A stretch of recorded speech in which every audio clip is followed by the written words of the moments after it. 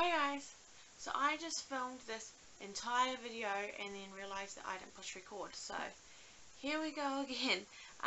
Sorry for how I'm looking. I'm just not feeling very good, and I was just been meaning to do this video for a while, and I just thought, look, I'll get it up now, and I couldn't be bothered doing my hair or anything like that. So sorry about the background, sorry about all this, just go with it.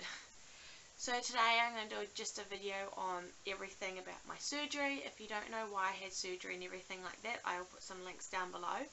I had surgery 5 days ago, so I'm 4 days post-op now. I had it last Wednesday and today is Monday. I had the surgery because I had a mass in my abdomen that they wanted to get out, and also to have a look at a few other things. So I guess I had to be there at 11:30 and I had to be nil by mouth from the morning, so by the time we got there I was feeling pretty sick and yucky from not eating. I went in, I got the gown on, and we just waited.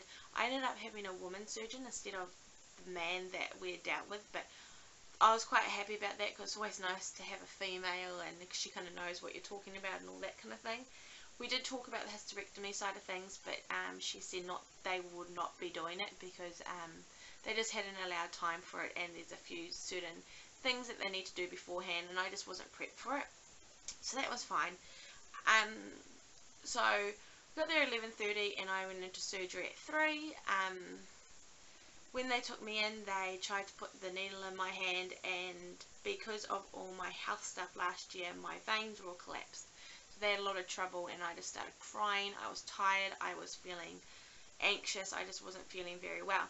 And so she said to me, what we're going to do is we're going to put the mask on you, put you out, and then we will put the needle in while you're out. And I kind of said, no, I don't want that. I didn't want to know that I was being put out. I was scared about that, and next thing I was waking up. So they must have just shoved the mask on my face and put me out. I was in theatre for 2 hours. They did tell me only about 40 minutes, but no, I was in there for 2 hours, and I came out at about 5:30, I think. And coming out wasn't the nicest feeling. I have quite a lot of anxiety from last year's happenings with all the surgeries last year and everything, that I get quite panicky. I start having panic attacks now, and just I don't deal too well with that kind of thing.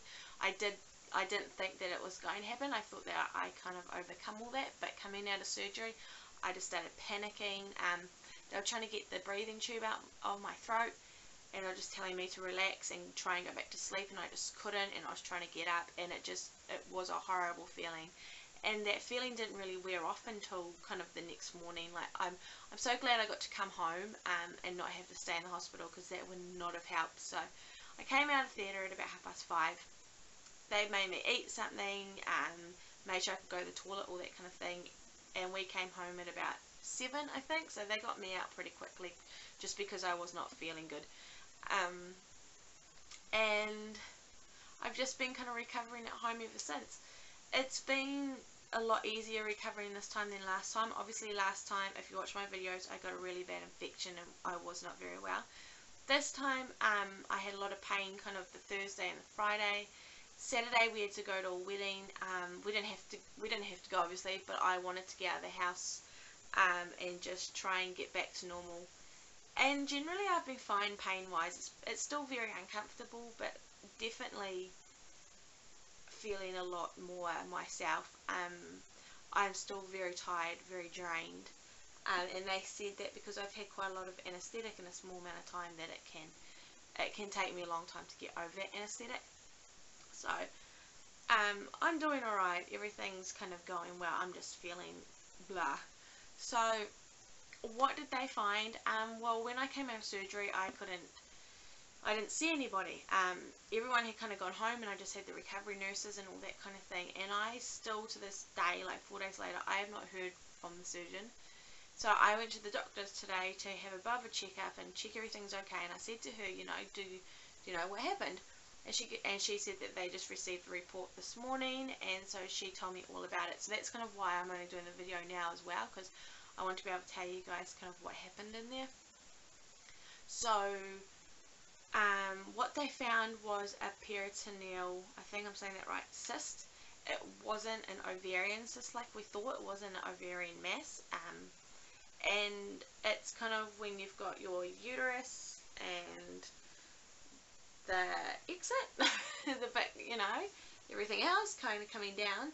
You got your uterus, and then you've got your ovaries over here, kind of coming off it. And at the back, towards your back, you've kind of got a curve. And I had this big mass seen in here.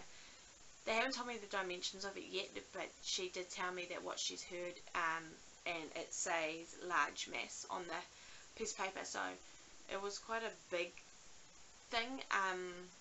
And they think that it's caused from all my scarring and everything from the operation, when they don't quite know why it was there, but they drained it, and it seemed normal. Like whatever they drained out, they said that it seemed pretty normal for what should be in there. But of course they have sent it away for testing. But yes, they said it was quite large, and it was pressing through to the front, so it was pressing on all my organs, like my bladder and my bowels and all that. So that was definitely why I was having all my symptoms, and definitely why it definitely did need to come out. It had definitely got a lot bigger since I'd had the scan about 2.5 months ago. I did do a video on my ovarian mass symptoms, which I will link below. I did talk to my doctor about that today, because obviously I don't want that video up now if I was wrong, because it turned out to not be an ovarian mass. But she said exactly the same symptoms, it's still in the same place, pressing on the same thing. So if you've seen that video, it's all the same symptoms. As well as that, we got some bad news. While I was in there, they did a dye test. I can't remember the proper name. I think it's like an HSG test, where they injected dye through my uterus, and it should go through the tubes, and they use an x-ray machine to watch it move. Well, mine didn't go through the tubes, showing that my tubes are fully blocked, and that's why we have not been able to conceive. And they believe that is from scarring through all of last year's surgeries, as well as them being blocked. They've come around and stuck to my uterus. So I've got my uterus and my tubes and my ovaries. They've come around and they've stuck to my uterus. Also, one of the ovaries is covered in like peritoneal tissue. She doesn't know why, and that's kind of the stuff that the cyst was made up of. So of course they've sent that for testing too, to make sure none of it's anything bad. And she said that is why they didn't perform any further things in there, because they didn't want to chop and cut and do things until they knew exactly what they were working with. If it's anything bad, they need to know what it is before they start touching things. So generally it's not the best outcome, and it wasn't easy to hear all that, because she pretty much said you won't be able to conceive baby number 3. It won't happen. It's too dangerous to try and fix things, and it just won't be happening. So on the form it also said that I will be encouraged to undergo a full hysterectomy, and that's really hard to hear, because I guess knowing that the tubes are all blocked, I know that we won't be able to conceive anyway, but it's just that such a major operation. And even though we kind of had been threatened with that kind of happening, and we had talked about it and decided it might be the best thing for me pain wise, when you get told something, you kind of feel like that's worst case scenario, it won't happen. And generally with us and my kids, we always get scared about things, and it never turns out. So I kind of thought they would go in there and come out and say, no, it's all fine, carry on your way. But so now to actually be told that it could all happen, and that we will not be having any more children, it's really, really hard.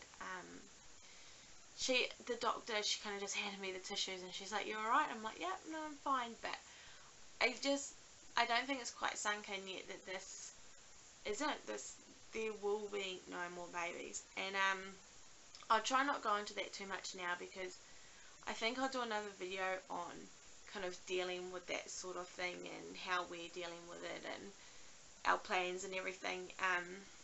So I won't go into that too much more right now, but that's kind of what is happening. I see my surgeon in 6 weeks time for a follow-up, and then to talk about further surgery and everything that's going to happen. So I will do another video then as well, like exactly what the plan is. But from what my doctor was saying today, the plan will no doubt be a hysterectomy. So that is what happened with surgery. How am I feeling right now? I kind of addressed that before, but I am doing alright. I'm just, like I said, I'm tired and feeling yucky and all that kind of thing. But we're getting there. I had so much support over the last week. I had so many people from school helping with Jaden and bringing meals and all that kind of thing. Jono had some days off, which helped out. And today's going to be the first day that we've kind of got back into it. I'll be going to pick up Jaden soon and all that kind of thing. So we're kind of getting back onto track and healing quite nicely. The only annoying thing is I've gained a lot of weight, and that's purely because the few weeks leading up to my operation, I started feeling really run down, really tired and just yucky, and they said that that was due to something being in my abdomen and sucking out all my nutrients and that kind of thing. So I got quite lazy and just started eating, and I've just gained so much weight. Now with all the swelling from the operation and bloating and all that kind of thing, I'm not looking very nice. So I'm really looking forward to kind of getting my energy back and getting all this weight off and getting back into exercising and all that kind of thing. And just get myself back and healthy and ready for this next operation. So that's what happened. That's our story. That's everything around the operation. I will be back for more updates as I kind of find out more things. I'm going to do a video obviously on the fact that we can't have more children, and yeah, I'll just keep you guys all up to date. Follow me on Instagram. I post a lot of things on there, and make sure you thumbs up and subscribe to hear more updates through YouTube and to watch our family life and our videos, and follow us on our new journey now to just trying to move on and accept what's to be, and just, yeah. Alright guys, bye.